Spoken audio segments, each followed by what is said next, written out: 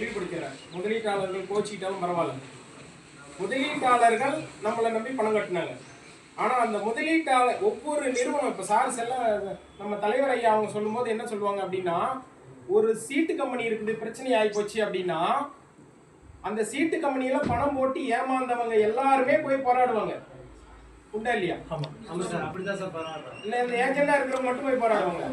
ஆனா இந்த பிஎஸ்சி நிறுவனத்துல என்ன நடக்குது? ஏஜென்ட் மட்டும்தான், அதுவும் குறிப்பிட்ட ஏஜென்ட் மட்டும்தான், மனசாட்சி உள்ள ஏஜென்ட் மட்டும்தான் போராடுறாங்க. எல்லா ஏஜென்ட்டும் வந்திருந்தா கூட பிரச்சனை தீர்ந்திருக்கும். ஏஜென்ட் எல்லா ஏஜென்ட்டும் வந்தாங்களா? அவங்களும் வரல. முதலீட்டாளர்கள் வந்தாங்களா? வரல. இன்னை வரைக்கும் முதலீட்டாளர்கள் போராட வரல. இவங்க ரெண்டு பேரும் எல்லா ஏஜென்ட்டும் முதலீட்டாளர்கள்ல மனசாட்சி உள்ள ஒரு சிலர் புரிஞ்சுக்கிற முதலீட்டாளர்கள் எல்லாரும் சேர்ந்துட்டாங்கன்னா நம்ம பணம் அடுத்த மாசமே வந்துடும். சார் பணத்தை வாங்கி நாம கொண்டு போய் கட்டணும், ரசீதை கொடுத்துட்டோம், பாண்டை கொடுத்துட்டோம், அதுக்கு தான் சார் கமிஷன் கொடுத்தாங்க. நல்லா புரிஞ்சுக்கணும். பணத்தை வாங்கி தர்றதுக்கு கமிஷன் கொடுக்கல. இன்னைக்கு ஒரு நிறுவனம் இருக்குன்னா அந்த நிறுவனத்தில் பணத்தை வாங்கி கட்டுறதுக்கு தான் அந்த முகவருக்கு கமிஷன் கொடுக்குறாங்க. நிறைய நிறுவனங்கள் இன்னைக்கு கவர்மெண்ட் நிறுவனங்கள்னு சொல்லிக்கிட்டு இருக்கக்கூடிய நிறுவனங்கள்லாம் வாங்கி கட்டுறாங்க. ஒரு 2 டியூ 3 டியூ கட்டுறாங்க. அடுத்த டியூவே அவரு தான் கொண்டு போய் கட்டுறாரு, அல்லது அவரோட சம்பளத்திலிருந்து பிடிச்சிக்கிறாங்க. பணம் வாங்கும்போது அந்த ஏஜென்டே வரமாட்டாரு, இவரே ஆபீஸ் போய் வாங்கிடுவார். எத்தனையோ இதில் நடக்குது. ஆனால் நாம ஜென்யூனா ஒவ்வொரு தவணைக்கும் அவங்க வீடு போய் பணம் வாங்கி கட்டணும், ரசீதை கொண்டு போய் கொடுத்தோம், ப்ராப்பராக அவங்களுக்கு மெச்சூரிட்டி வாங்கி தர வரைக்கும் ஃபாலோ பண்ணணும். இன்றைக்கும் கம்பெனி இருந்தால் அதை ஃபாலோ பண்ணியிருப்போம். இது மாதிரி ஒரு சரியான முகவராக இருந்தவங்க, ஒரு களப்பணியாளராக இருந்தவங்க வேற எந்த நிறுவனத்திலும் இல்லை, பிஎஸ்சிஎல் நிறுவனத்தை தவிர. பிஎஸ்சிஎல் நிறுவனத்தோட வேலை செஞ்ச முகவர்கள் அனைவருமே மனசாட்சி உள்ள நபர்கள். அப்போ நம்மளுக்கே இப்படி ஒரு சோதனை வந்துருச்சு. இன்னைக்கும் நாம் என்ன பண்ணுறோம்? கம்பெனி பிரச்சனை ஆகி போச்சு, கமிட்டி அமைச்சாச்சு, கமிட்டி தான் பணம் கொடுக்கணும்னு சட்டப்பூர்வமாக சொல்லியாச்சு, பேப்பர் விளம்பரம் கொடுத்தாச்சு. ஆனால் இன்னைக்கு கூட நாம் என்ன பண்ணுறோம்? அன்னைக்கு நாம் பொறுப்புன்னு சொன்ன அந்த வார்த்தைக்காக இன்னைக்கு போராடிட்டு இருக்கிறோம். அவங்க சொல்கிற திட்டுக்களை வாங்கிக்கிறோம். எத்தனையோ பேர் பணத்தை கொடுத்துருக்குறாங்க, சொந்த பணத்தை. சட்டப்படி கொடுக்கக்கூடாது பணத்தை. நாம் நம்ம பணத்தை சட்டப்படி கொடுக்கக்கூடாது. இதை நல்லா எல்லா முகவரும் தெரிஞ்சுக்கோங்க. அதே மாதிரி நம்ம கம்பெனி முதல்ல ஏமாத்திட்டு போகல. சார் சொன்ன மாதிரி இந்த விஷயத்தை வெளிப்படையாக சொன்னது யாரு? விவசாய முன்னேற்ற கழகத்தோட ஆதரவோடு நாம் உள்ளுக்குள்ளே வந்தோம். வந்த பிறகு நமக்கு இப்படி ஒரு தலைவர் கிடைச்சாங்க, செயலாளர் கிடைச்சாங்க, பொதுச் செயலாளர். அவங்க கர்ஜிப்போட சொன்னாங்க.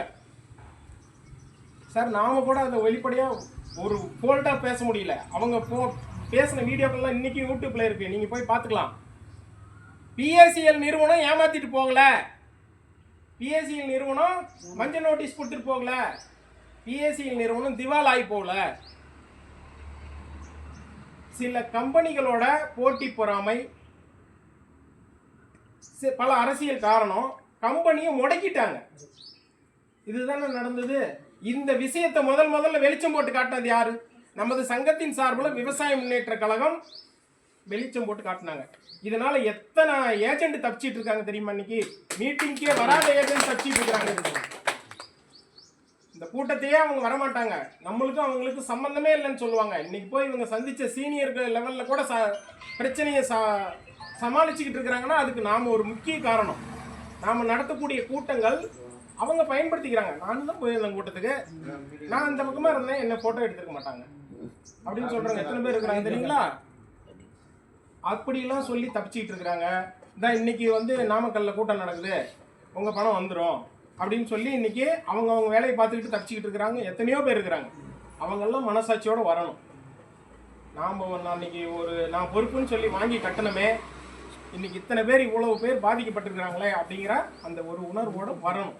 சரிங்களா? வந்தால் நம்ம பிரச்சனை சால்வ் ஆயிடும். நாங்கள் மறுபடியும் கேட்குறது என்னன்னா, ஒரு சீனியருங்கிறவர் வந்தாருன்னா இந்த கூட்டம் இன்னும் பல மடங்கு ஆகும். அப்ப அவங்க வரமாட்டேங்கிறாங்க. இப்ப நாம என்ன பண்றது? வேற வழியே இல்லை. யார் நம்மளை வழி நடத்துறாங்களோ அவங்க சொல்றதையாச்சும் கேட்கணும். சார் நீங்க சொன்னீங்க சார், ஏன் சார் இன்னும் பணம் வரல அப்படின்னு மட்டும் கேள்வி கேட்கறோம்ல. சார் நீங்க சொன்னீங்க சார், நான் 10,000 பேர் கூட்டிட்டு வந்துட்டேன் சார்னு சொல்லுங்க. பணம் வந்துருமா வராதா? நாங்கள் என்ன கேட்குறோம், ஒரு இடத்துல ஒரு ஒரு போராட்டம் பண்ணுறதுக்கு அதுக்கு பல கட்ட முயற்சி பண்ணி யாரை போய் சந்திக்கணுமோ அவங்களையெல்லாம் சந்தித்து அனுமதி வாங்கி அதில் எவ்வளோ ரிஸ்க் இருக்குது. அத்தனை ரிஸ்க்கும் எடுத்து ஒரு அனுமதி வாங்கி ஒரு ரெடி பண்ணுற ஒரு கூட்டம் அப்படின்னா அந்த கூட்டத்துக்கு நீங்கள் என்ன பண்ணணும்? ஒவ்வொருத்தருக்கிட்டையும் தகவல் கொடுக்கணும். நமக்கு என்னன்னு இருக்கக்கூடாது. எல்லாம் அந்த ஊர் கூடி சேர்ந்து பால் ஊற்றுனாங்களா அந்த கதையை ஆய்ப்படக்கூடாது. எல்லாம் பால் ஊற்றுவாங்க, நாம தண்ணி ஊற்றுனா தெரியவா போகுது அப்படின்னு தண்ணி ஊற்றிட்டு போனாங்களாம், அந்த கதையை ஆகிடக்கூடாது. சரிங்களா? எல்லாரும் ஒவ்வொருத்தரும் சொல்லணும். நான் இருக்கிறேன் அப்படின்னா நான் பொறுப்பு. நான் ஒரு 10 பேருக்காச்சும் கண்டிப்பாக சொல்லுவேன் இந்த விஷயத்த அப்படின்னு சொல்லணும். சொல்லி நீங்க ஒரு கூட்டத்தை கூட்டி பாருங்க, ஒரு ஸ்ட்ரென்த்தான கூட்டத்தை மட்டும் கூட்டி பாருங்க, இந்த பணம் வருதா வரலையான்னு பார்த்துடலாம். நம்ம கிட்ட ஒண்ணுமே இல்லை, பெரிய மேன் பவர் இருக்குது. அதாவது உங்களோட கஸ்டமருக்கு நீங்க தெளிவா சொல்லணும் விஷயத்த. இன்னும் நிறைய பேர் என்ன நினைச்சிட்டு இருக்காங்கன்னா, இன்னமுமே இந்த 10 வருட காலங்களுக்கு மேல ஆயிடுச்சு, கம்பெனி ஏமாத்திட்டு போயிடுச்சு, பணம் வராது,